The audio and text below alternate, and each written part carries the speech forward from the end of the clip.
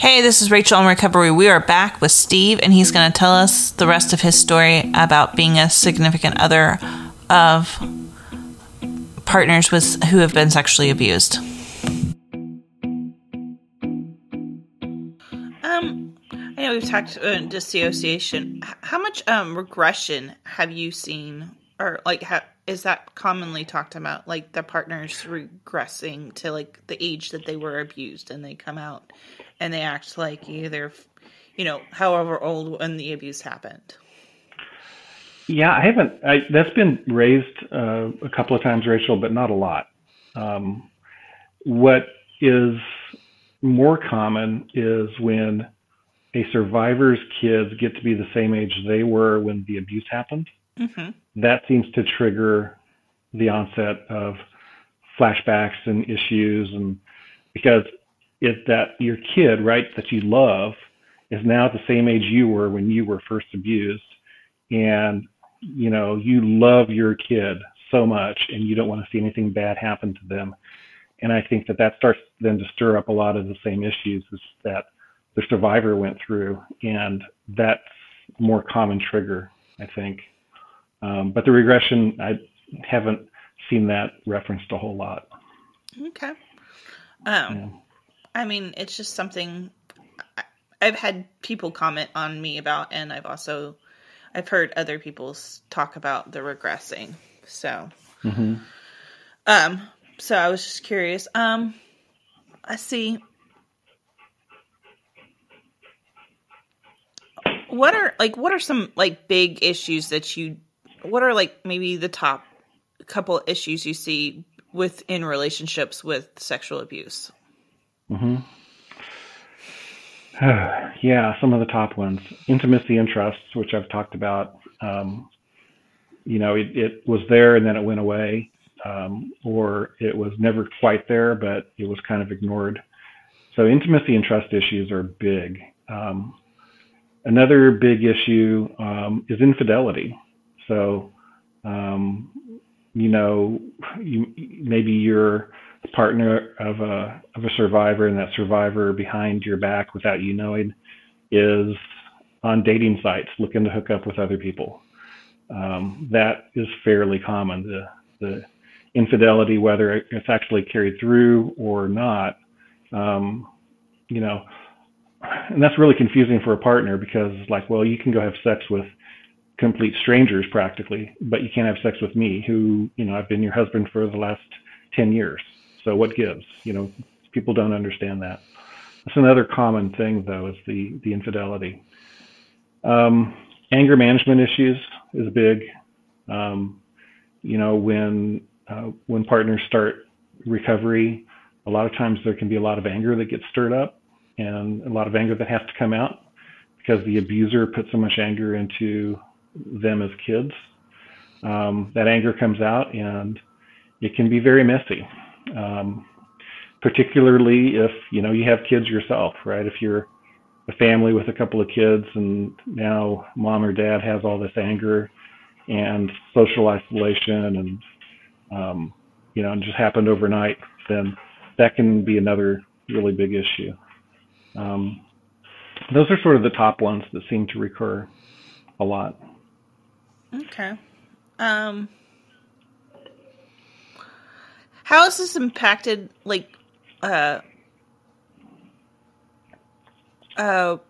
parenting and with both partners, both Mm-hmm. the abused survivors and their partners?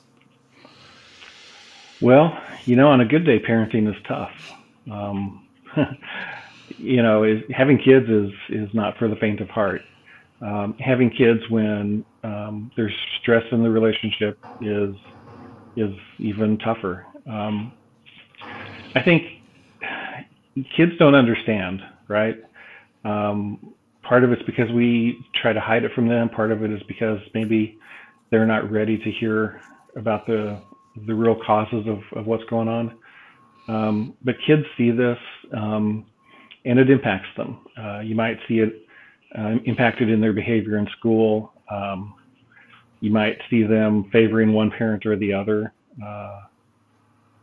If if the survivor is the mom and maybe she's off being promiscuous, then the kids look at that and say that's just not right, and so they are sort of driven away from mom over to dad.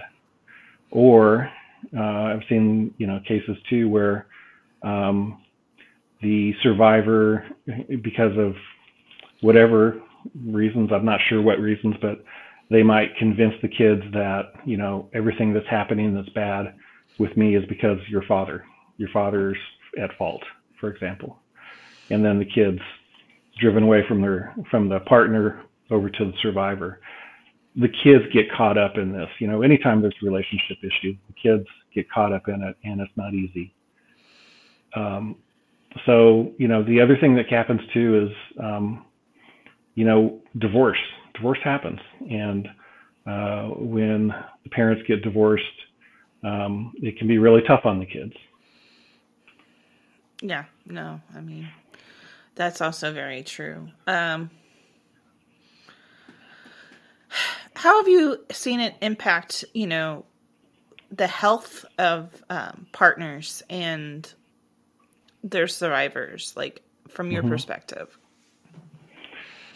I can't talk so much for the survivors, but for partners, I do know that there are physical issues. Anytime you're under a lot of stress, and we know this, regardless of what the stress is, anytime that there's the stress, it does impact your health. It can drive some isolation because, maybe you become more isolated from friends and family because of behavioral problems or relationship problems, or maybe you just don't have the energy. I'm fairly introverted, so if I don't have the energy to go out and be social with people, that's not a good thing. But it can drive that sort of isolation. When people are able to work through the issues, or they move on either through dissolving the relationship or divorce, I know in my case, my health improved, my outlook on life improved a lot, and I've seen that for other partners too. And it's just whatever you would think would be the result of normal stress on a person. I think it's the same thing. Yeah.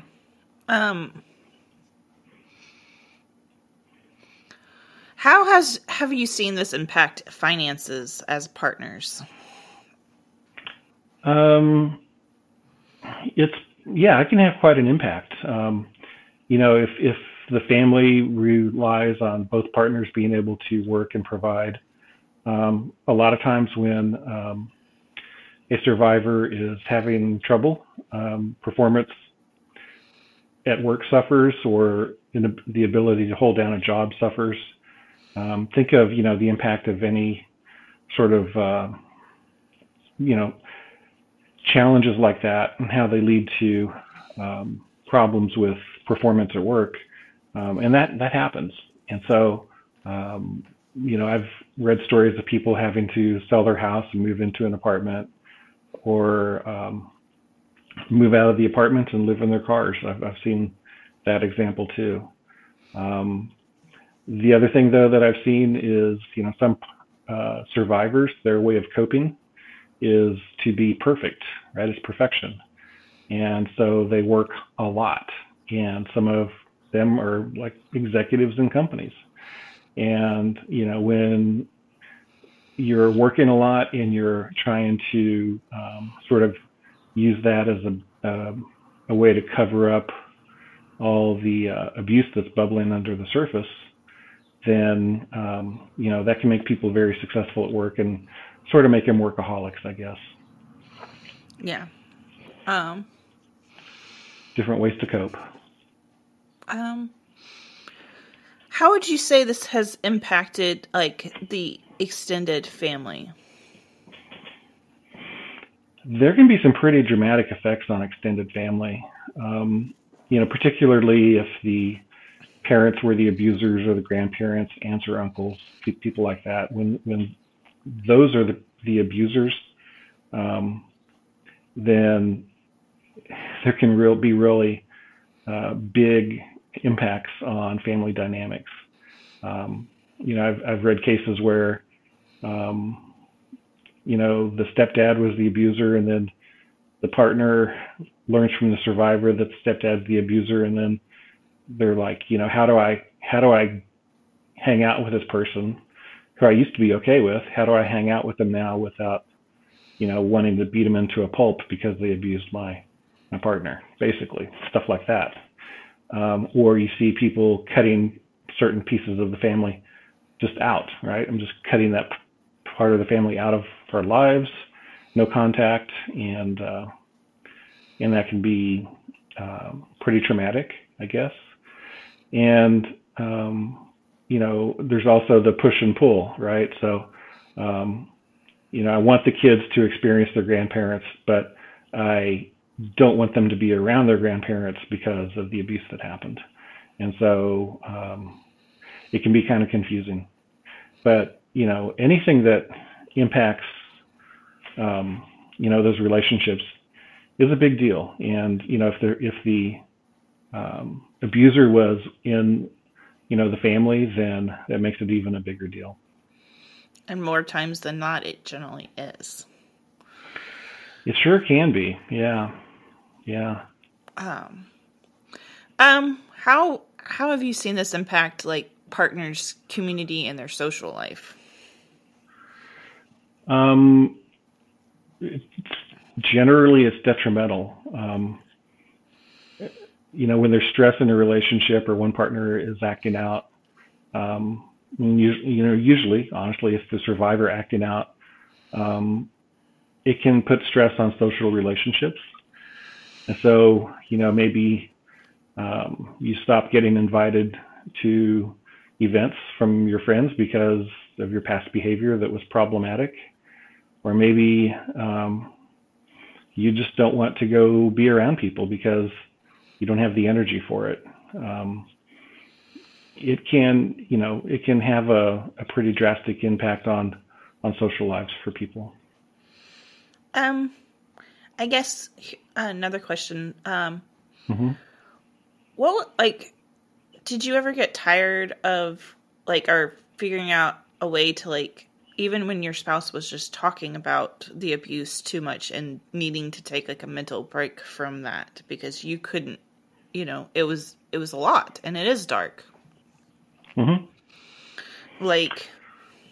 How would you communicate that, or what was your way of dealing with that, or what ways have you noticed other people dealing with that? Mm-hmm.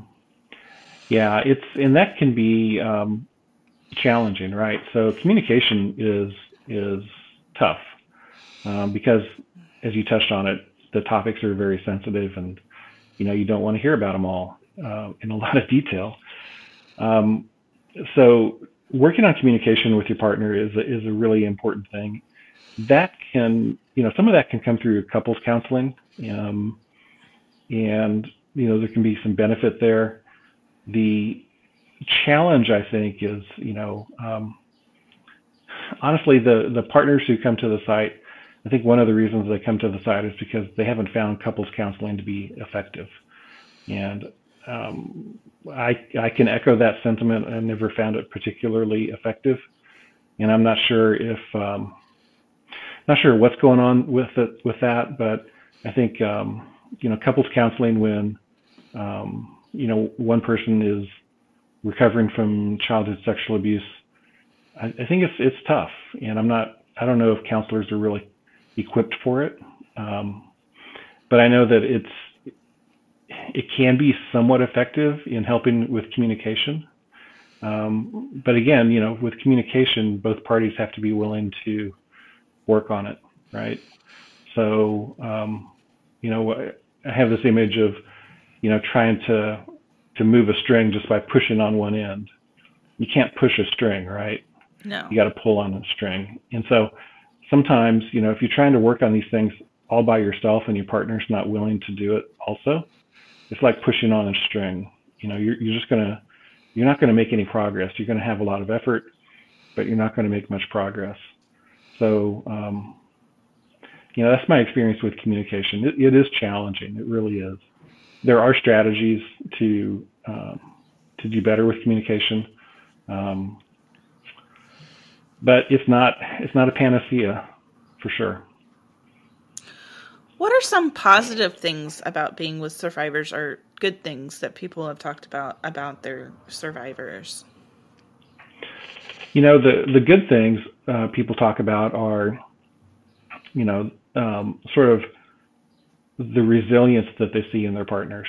The admiration for their resilience to keep working on things. It is admirable. It's really tough. I mean, I've seen it. I haven't experienced it, right? But I've seen recovery and what that looks like. It's tough, and a lot of people admire their partner's resilience and their tenacity for working on recovery. A lot of them have a lot of compassion too for their partners because, this abuse that happened wasn't their fault. They may have been taught that it was, or they may think that it was, but it wasn't their fault. They were manipulated and abused, and so there's a lot of compassion there. I think a lot of empathy. And so, those are the two, I think, common things that I see. And also just, when you fall in love with someone, right, you have certain things you admire, and those are still there. The challenge is that, if you're not able to work through the relationship issues, then those things erode over time. Yeah. How do you think this has impacted your faith and other people's faith, I guess? Yeah. Well, it's interesting when we pull faith into this because, some of the abuse happens through members of the clergy, not just Catholic priests, but also youth pastors and people like that. And when the abuse is from an institution like that, it's pretty bad. I think, for some people it deepens their faith, and for others it drives them away. And I think it's a very sort of individual to the partner of the survivor on the circumstances about, where they are and what their personal goals are, what their personal journey has been. And, for me personally, I leaned into my Catholicism for quite a while, found a lot of solace in that. But over time it eroded. It really did. It eroded because, the things that I thought were the right things to do, I did all of those. And in, my particular faith, getting divorced means you're not allowed to remarry, right? Unless you get this thing called an annulment. And the annulment basically says, well, it never was a valid marriage to begin with. It's like, that just doesn't feel right. Even though, getting divorced, I can't say that it was never a real marriage and it never should have happened. So that was one of the things that sort of chipped away at I guess, my religious affiliation, but my faith, I think, is still very deep because I think they're two different things. Oh, I mean, they most definitely are. Is there anything else you would like to add? I guess I would just, say that if there are, survivors listening to this, have